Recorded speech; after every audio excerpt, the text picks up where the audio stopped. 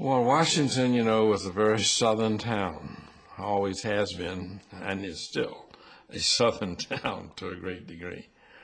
When I came up, it was segregated. We could not go to the theaters downtown. If we went to the department stores, my mother used to say you couldn't try on hats. Ladies couldn't try hats on or shoes on. We lived in a cocoon, really. We were protected by our parents, and we stayed within our cocoon, and we thought we had what we needed in that cocoon. There was the Howard Theater, the Republic Theater, the Lincoln Theater, and we went to those theaters, and we had first-run movies at those theaters. So we didn't really miss that.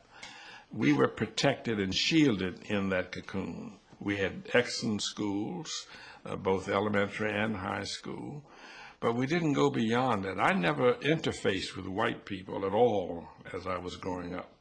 My really first interfacing with white people came when I went to law school in Boston after the war.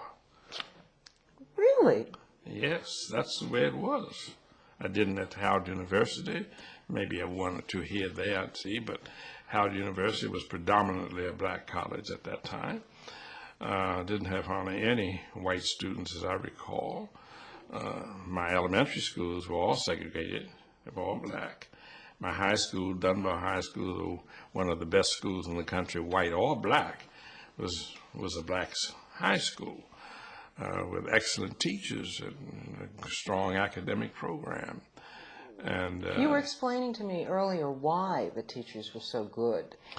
The teachers there were excellent teachers because many of them had had the advantage of training in some of the Ivy League schools, and they went there. They went to Yale, to Harvard, to Amherst, to Williams, and they came back to Washington, where they were born or lived.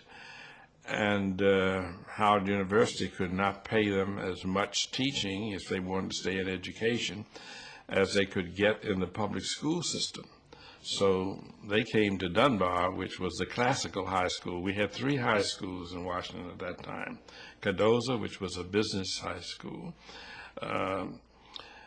Armstrong, which was an industrial school. And Dunbar, which was a classical high school. And most of them, some of them taught in other schools, but most of those that I have mentioned taught in Dunbar High School. So we were getting training and teaching, and even more, we were getting motivation. And they were heroes to us because they had had all these wonderful opportunities for an educational experience second to none in the country. And so we had PhDs and master's degrees, teachers teaching us in high school.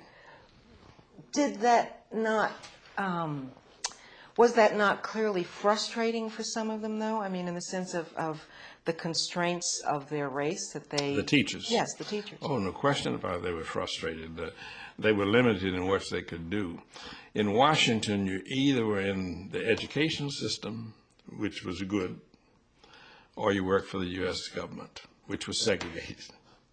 I mean, the nation's capital had colored toilets, that's what they called them at the time. You know, we've gone from Negro and colored to African American and black and all those different names in between.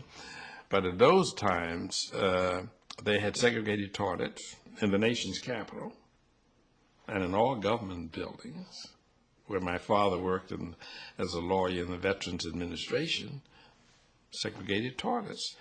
And everything was segregated, but some, strangely enough, except the transportation system. We never had to go through what Rosa Parks went through because you could ride anywhere on the bus. Now, you couldn't go to a 5 and 10 cent store and sit at a counter and get a hot dog and a Coca-Cola. That was against the law. And I remember one of the only really protest marching things that I've done in my life was with Murray Church Terrell. We used to call her Molly, I think we referred to her those days. And she led a protest boycott against the People's Drug Store because we couldn't even go in the people's drugstore and sit at the counter. Now, we could buy a hot dog and take it out. And the same thing, as I've said before, you couldn't shop in some of the places downtown, and you certainly could not go to the theaters where you get the legitimate theater, the plays or the operas or the ballets or the symphonies were all off base. My mother, fortunately, with her vision, took me to New York so I could see my first opera. I've been an opera lover ever since, and to go to the theater in New York, but we couldn't do it in Washington, D.C.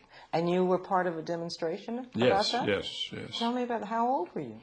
Oh, I was at Howard at that time. Uh-huh. I was there with Walter Washington, who was the first black elected mayor of the city of Washington, was sort of a campus leader and an activist at that time, and he was there, a fellow by the name of Otto Snowden, I remember very well, and some of the activists on campus. And I had admired and knew Mrs. Terrell, and so we went and carried signs, picket signs, and walked around, I think it was 14th and U Street, my recollection serves me well.